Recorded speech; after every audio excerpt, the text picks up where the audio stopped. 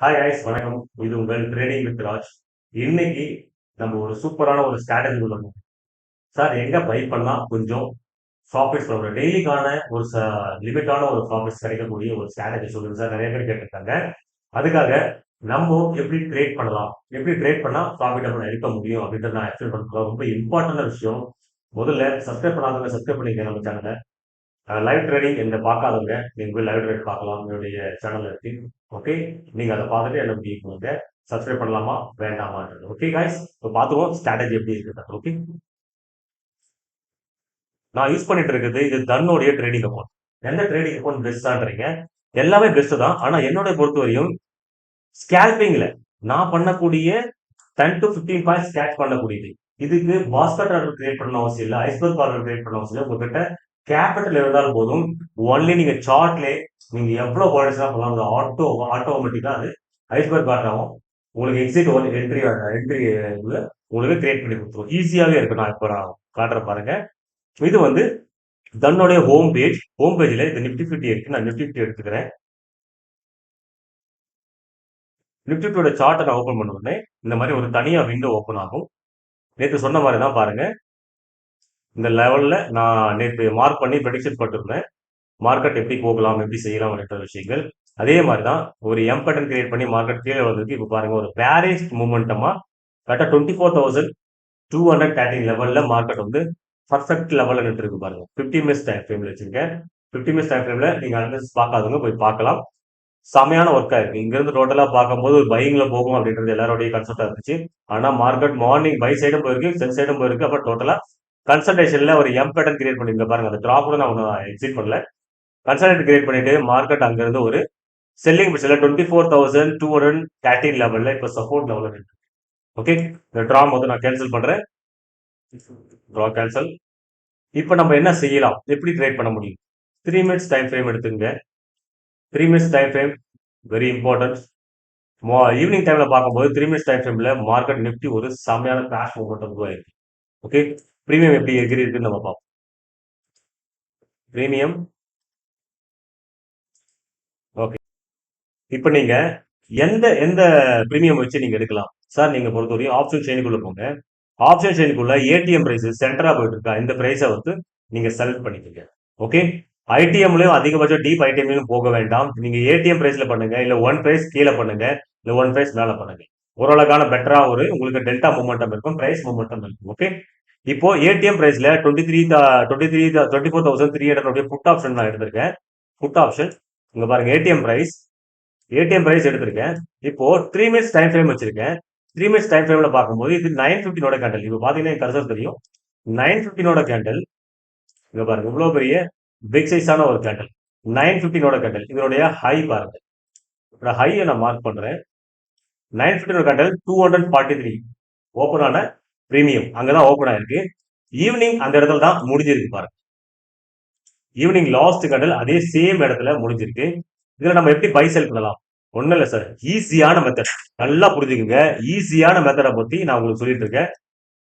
ப்ரீவியஸ்ல இந்த சார்ட்டை பொறுத்தவரையும் பெரிய டிஸ்பிளே வச்சுக்கோங்க. 32 இன்ச்சஸ் டிஸ்பிளே அட்லீஸ்ட் அது வேணும். அப்பதான் நீங்க ட்ரேடிங் பண்றது கொஞ்சம் ஈஸியா இருக்கும். ஓகே, அதை மட்டும் புரிஞ்சுக்கோங்க. ஸ்மால் மானிட்டர்ஸ்ல அந்த அளவுக்கான ஒரு எக்ஸாக்டான ஒரு லெவல்ஸ் எல்லாம் உங்களுக்கு தெரியாது. இப்போ பாருங்க, இந்த இடத்துல பையிங் வந்திருக்கா? ரைட், ப்ரீவியஸ்ல இந்த இடத்துல பையிங் வந்திருக்கா? அதுக்கு முதல் நாள் பார்க்கும்போது 29 ஏப்ரல் 9:55 வந்திருக்கு. அதே இடத்துல சேம் இடத்துல உங்களுக்கு பைக் வந்திருக்கா? புரியுதுங்களா? அதே இடத்துல திரும்பவும் சேம் இடத்துல ஒரு ஃபுல் பேக் வந்திருக்கா? அதே இடத்துல திரும்பவும் சப்போர்ட் எடுத்திருக்கா? இப்ப நான் ஒரு ட்ரெண்ட் லைன் மார்க் பண்றேன். உங்களுக்கு எவ்வளவு சூப்பரா ஒர்க் ஆகுது மட்டும் பாருங்க. இந்த பேஸ் லெவல்ல வரும்போதெல்லாம் பையிங் ஸ்டார்ட் ஆகும். எங்க சார் பை பண்றது, எங்க சார் செல் பண்றது? ஒண்ணு இல்லை சார். ஒரு 5 to 10 பாயிண்ட்ஸ் நீங்க பிடிக்கணும், ஈஸியா பிடிக்கணும்னா நீங்க பர்டிகுலர் இந்த இடத்துல வரும்போதெல்லாம் நீங்க பை பண்ணலாம். திரும்பவும் அதே இடத்துல திரும்ப ட்ரெண்ட் லைன் போட்டீங்கன்னா அதே இடத்துல வரும்பொழுது திரும்பவும் நீங்க அந்த இடத்துல ஒரு 10 to 15 பாயிண்ட்ஸ்க்காக நீங்க அந்த இடத்துல ஸ்கேல்பிங் பண்ணலாம். ஓகே, அதே மாதிரி இந்த இடத்துல திரும்பவும் ரியாக்ட் பாயிண்ட்க்கு இங்க இருந்து ஒரு 5 to 10 பாயிண்ட்ஸ் ஸ்கேல்பிங் பண்ண முடியும். அதே மாதிரி இந்த பேஸ் லைன்ல எவ்வளவு ஈஸியான மெத்தட். அது இது இந்த இண்டிகேட்டர் அந்த இண்டிகேட்டர் இந்த ஸ்ட்ராட்டஜி அந்த ஸ்ட்ராட்டஜி எல்லாம் ஓடாதீங்க சார். இவன் செமையான கண்டென்ட்ஸ் எல்லாம் வந்துட்டே இருக்கு நம்ம சேனல். மிஸ் பண்ணாதீங்க. பையிங் எங்க பண்ணலாம்? ப்ரீவியஸ்லி எங்கெங்க பையிங்ஸ் வந்திருக்கோ அந்த இடத்துல மார்க் பண்ணுங்க. ப்ரீவியஸ் டேவுடைய பையிங்ஸ் எல்லாம் மார்க் பண்ணுங்க. மார்க் பண்ணும்போது அந்த இடத்துல இப்ப செல்லிங் எங்க மார்க் பண்ணலாம்? செல்லிங் பொறுத்தவரையும் இதுக்கு மேல பாருங்க. செல்லிங் எங்கெங்கெல்லாம் போயிருக்கு அப்படின்ற விஷயங்களை பார்ப்போம். இந்த இடத்துல செல்லிங் வந்திருக்குன்னா திரும்ப அந்த இடத்துல செல்லிங் வரும். திரும்ப செல்லிங் வந்திருக்கா, செல்லிங் வந்திருக்கு. திரும்ப மார்க்கெட் அங்க ஓப்பன் ஆயிருக்கு, செல்லிங் ஸ்டார்ட் ஆயிருக்கு. ரைட். மார்க்கெட் எங்க முடிஞ்சிருக்கு? அதே சேம் இடத்துல முடிஞ்சிருக்கு. புரியுதுங்களா? அதுக்கு முன்னாடி நாளும் அந்த இடத்துல செல்லிங் வந்து அப்போ செல்லிங் ஏரியாவை மார்க் பண்ணுங்க. செல்லிங் ஏரியால இருந்து நீங்க கால் சைடுக்கான மூவ்மெண்ட் இது புட்டோட பிரீமியம். புட்ல பிரீமியம் மெல்ட் ஆச்சுன்னா உங்களுக்கு காலுக்கான பிரீமியம் இன்க்ரீஸ் ஆயிரும். ரைட். உங்களுக்கு புரியுதுங்களா? அப்ப ஸ்ட்ரக்சர் பார்க்கும் பொழுது உங்களுக்கு என்ன மாதிரி ஸ்ட்ரக்சர்ஸ் உருவாயிட்டு இருக்கு மார்க்கெட்ல பொறுத்தவரையும் ஈஸியா 10 to 5 வரையும் 5 பாயிண்ட்ஸ் வச்சுக்கோங்க சார். ஸ்மால் குவான்டிட்டிஸ்ல பண்றாதீங்க. நீங்க ஒரு லாட்ல 2 லாட்ல நீங்க பிராக்டிஸ் பண்றதுக்கு வச்சுக்கலாம். ஆனா ஸ்கேல்பிங்ல பொறுத்தவரையும் ஒரு பிக் மணி பிக் ப்ராஃபிட் எப்பவுமே சொல்லுவேன். இங்க பாருங்க, மேல இருந்து கீழே விழுந்திருக்கு, மேல இருந்து கீழே, அப் ட்ரெண்ட், டவுன், திரும்ப up trend, down, up trend. பாருங்க சர்க்கிள் எப்படி ஒர்க் ஆகுது பாருங்க. புரியுதுங்களா? இப்போ இந்த லோ லெவல்ல வரும்போதுல இந்த லோ டச் பண்ணல, பையிங் ஸ்டார்ட் ஆகல. இது ஃபேக்கான பையிங் தான் வந்துருக்கு. அதுக்கப்புறம் இந்த லோ லெவலை டச் பண்ணும் போதெல்லாம் பாருங்க, என் கர்சரை பார்த்தீங்கன்னா உங்களுக்கு தெரியும். இந்த லோ லெவல் டச் பண்ணும் போதெல்லாம் பையிங் ஸ்டார்ட் ஆகுதா? இந்த லோ லெவல் டச் பண்ணும் போதெல்லாம் பையிங் ஸ்டார்ட் ஆகுதா? லோ லெவல் டச் பண்ணும் போதெல்லாம் பையிங் ஸ்டார்ட் ஆகுதா? இதை நீங்க பிரீமியம் சார்ட்ல தான் பார்க்கணும். பிரீமியம் சார்ட் ஏடிஎம் பிரைஸ்ல கால் ஆன் புட் சைட்ல ரெண்டு பக்கம் மார்க் பண்ணி வச்சுங்க. Simple simple scalping strategy. இங்க இருந்து ஒரு சின்ன சின்ன ஃபுல் பேக்கான ஏரியாவை நீங்க பாத்தீங்கன்னா கூட இங்க இருந்து ஒரு ஃபுல் பேக்கான ஏரியா மட்டுமே 42 பாயிண்ட்ஸ். நீங்க 5 பாயிண்ட்ஸ் 10 பாயிண்ட்ஸ் நான் பிடிக்க சொல்றேன். ரைட். அதே இடத்துல இந்த இடத்துல பாருங்க, ஃபுல் பேக் ஏரியா ஒரு 44 பாயிண்ட்ஸ். அதே இந்த லாஸ்ட் டைம் 3 o'clock மேல உங்களுக்கு பாருங்க எவ்வளவு பாயிண்ட்ஸ் கொடுத்துருக்கு, 63 பாயிண்ட்ஸ். இந்த 5 to 10 பாயிண்ட்ஸ் பிடிக்கிறது கஷ்டம் சார். ஒரு நல்ல ஒரு அமௌண்ட்ஸ்ல இந்த இடத்துல நீங்க யோசிக்கக்கூடிய இங்கிருந்து போகுமா போகாதா அப்படின்னு பிலீவ் பண்றதை விட இடத்துல ரியாக்ட் ஆயிருக்குன்னா மார்க்கெட் திரும்ப ரியாக்ட் ஆயிருக்கும். சைக்காலஜியா யோசிங்க. மார்க்கெட் இந்த இடத்துல டிராப் ஆகுறது, யாராவது டிராப் ஆகும், கால் சைடு போகிறது என்ட்ரி கொடுப்பாங்க, அவங்களுடைய எஸ்எல் மேல இருக்கும், அவங்களை அடிக்கும். இதுல எல்லாம் செல் பண்ணவங்களுடைய எஸ்எல் எல்லாம் இப்போ இந்த ஷேடோ வந்து ஹையஸ்ட்ல க்ளோசிங் வச்சிருக்கு. இந்த ஷேடோ பாத்தீங்கன்னா ஹையஸ்ட்ல க்ளோசிங் வச்சிருக்கு. அப்போ இங்க செல் பண்ணவனுடைய எல்லா எஸ்எலும் காலி. ஓகே. நெக்ஸ்ட் டார்கெட் இந்த லெவல், நெக்ஸ்ட் டார்கெட் இந்த லெவல் 217 லெவல். இப்போ என்டர் எந்த இடத்துல பண்ணலாம், எந்த இடத்துல செல் பண்ணலாம், எந்த இடத்துல பை பண்ணலாம், நிறைய பேருக்கு ஒரு விஷயம். சிம்பிள் ஸ்ட்ராட்டஜியா யூஸ் பண்ணுங்க சார். சிம்பிள் ஸ்ட்ராட்டஜியா யூஸ் பண்ணுங்க. மார்க்கெட்ல பொறுத்தவரையும் எந்த இடத்துல பையிங் நடந்திருக்கோ கண்டிப்பா அந்த இடத்துல பையிங் ரியாக்ட் வரும். அங்க இருந்து 10 to 15 பாயிண்ட்ஸ் ஈஸியா நம்ம ஸ்கேல்பிங் பண்ண முடியும்.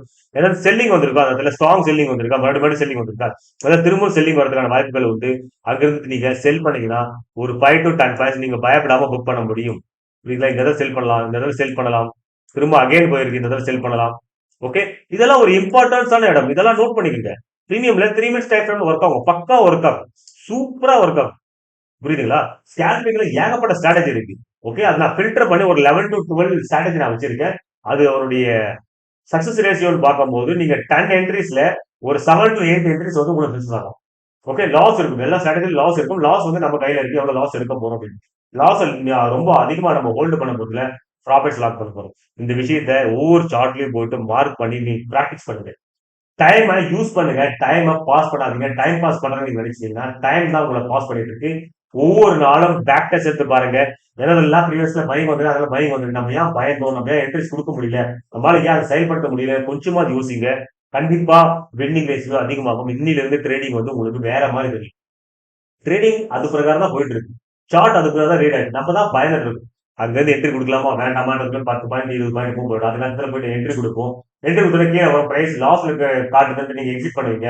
அதுல மார்க்கெட் திரும்பவும் டார்கெட் போய் அடிக்கும், உங்க எஸ்எல் அடிச்சுட்டு போகும். இதுதான் விஷயம். ஸ்கேல்பிங் 5 to 10 பாயிண்ட்ஸ் ஈஸியா கேட்ச் பண்ண முடியும். Big money big profit. Okay guys, பிடிச்சிட்டு நினைக்கிறேன். இது உங்கள் ட்ரேடிங் வித் ராஜ். லைக் பண்ணி ஷேர் பண்ணுங்க, நிறைய பேருக்கு இந்த வீடியோ ஷேர் பண்ணுங்க. உங்கள் அன்பான ஆதரவுக்கு மிகப்பெரிய நன்றி. Thank you very much.